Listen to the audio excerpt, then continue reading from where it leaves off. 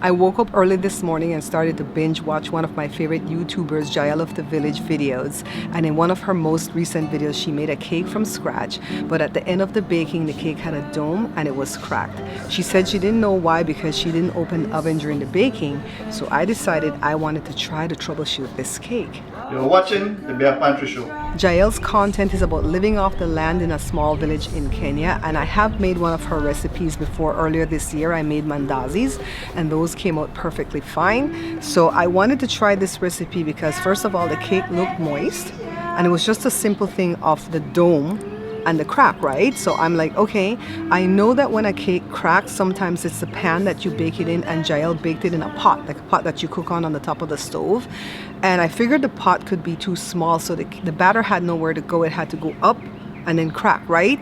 So I decided because I have different size cake pans, I'm gonna try it in one of those springform pans. So it's the kind of cake that you mix up the wet and then add the dry into it. You don't have to use the hand mixer. So we started off with eggs. I'm following what she did, but honestly, I put the wet ingredients out of sequence, but I don't think that really mattered. And as an FYI, all my ingredients are room temperature, okay?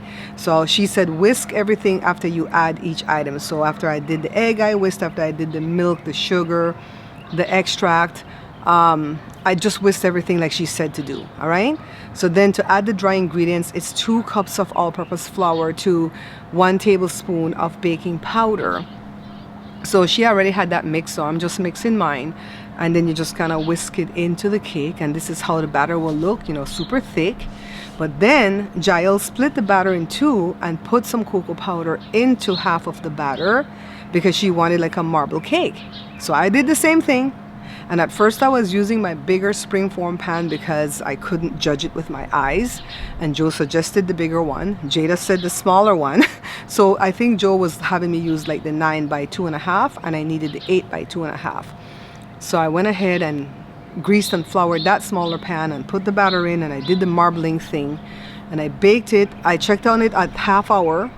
Jael's cake went for a whole hour. I checked on mine in a half hour. It was still not done. So I let it go 15 more minutes and then it was done. But look, see, a dome and cracked. So I just wait till it cooled down and I cut off the top part, right? I didn't cut into the cake yet. I'm gonna cut into the cake in a second. So then I decided, because I'm gonna troubleshoot this cake, I'm gonna try it again. And Joe's like, what? You're gonna try this cake again? Who are we gonna give this cake to? I said, I don't know, but I'm trying it again because this cake is not gonna master me. I get crazy. One time I made a cake 5 times in a row to get it from not sinking. I have the whole video here that you guys, I think I'll put it up in the cards. You know, how to get your cake from not sinking. That time it was too much baking powder. So I went to Google and I researched and I said, well, how much baking powder for every cup of flour when you're making cake? So they're like, well, you need 1 to 2 teaspoons of baking powder to every cup of flour. So I already did 3 teaspoons because 1 tablespoon is the equivalent of 3 teaspoons, right? And it's 2 cups of flour. So I said, okay, I'm gonna cut down on the baking powder. Instead of doing 3 teaspoons to 2 cups of flour, right? I'm gonna do 1 teaspoon each, so 2 teaspoons. So I did everything all over again, and this time I put the wet ingredients according to how she put it.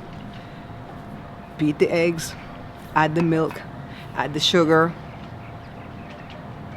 Don't forget the extract, but this time I use imitation essence. I'm not using my good extract again because I'm gonna give these cakes away. And then I added in my dry ingredient and I split it again with this baking cocoa. And I'm really worried about the baking cocoa because I know that baking cocoa reacts with baking powder and baking soda in cakes. It's kind of like an acid, and sometimes that will cause a problem too. But I'm still doing everything the same way because how are we gonna know if I don't do it the same way, right? So bake the cake again, same issue. The cake is a little bit shorter than the first one because it has less baking powder. Well, here we are with 2 cracked cakes and a dome. I'm forbidden to try it again, but I will save the recipe and I will try this cake again in the future.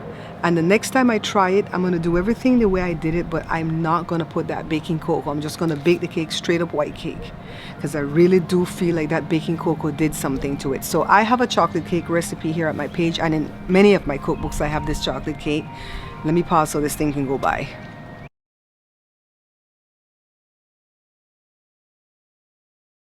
I was trying to talk fast to beat that stupid ice cream truck that was coming. I really feel like they need to make a city ordinance or something to say the ice cream truck can't come in this neighborhood more than one time for the day. My God, it'll just circle and circle. There's no kids here buying nothing, right? Plus it's cold. Anyways, my chocolate cake uses baking powder and baking soda. It uses 1 3/4 cup of flour, not 2 cups like this cake. And it uses 1 1/2 teaspoon of each, baking powder and baking soda, because I know baking soda will react differently with baking cocoa, okay, with the cocoa powder. It uses the cocoa powder. It uses, how much sugar do we use in this cake? 3/4 of a cup. It uses a lot of sugar. I think it uses 2 cups of sugar for that, for my chocolate cake. And it uses the vegetable oil. And it uses milk, but it also uses water or coffee that's already made.